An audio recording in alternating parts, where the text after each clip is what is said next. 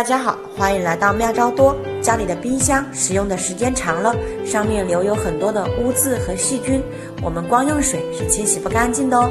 今天分享一个清洁冰箱的小妙招，每个家庭都能用得到哦。首先我们要准备一个喷壶，然后呢再加入一点牙膏在里面。加完牙膏后，我们接下来要倒一点白醋，然后呢我们再倒一点水给它稀释一下，水不用倒多，倒半壶就够了。接下来呢我们要拧紧瓶盖，给它摇一摇，摇晃均匀哦。就这样，一瓶自制的清洁去污神器就完成了，我们一起来试试它的效果吧。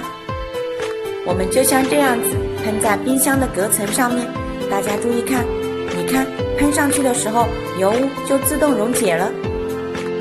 嘿嘿，看，擦一擦就很干净了，方法真的是太简单了。擦干净了后，看起来效果真的很不错呢。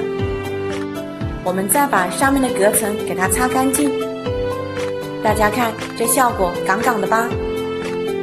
相信每个家庭都喜欢干干净净的冰箱，这样看起来真的非常舒服。非常实用的清洁冰箱小妙招，希望大家会喜欢，也相信每个家庭都能用得到哦。你也赶紧试一试吧。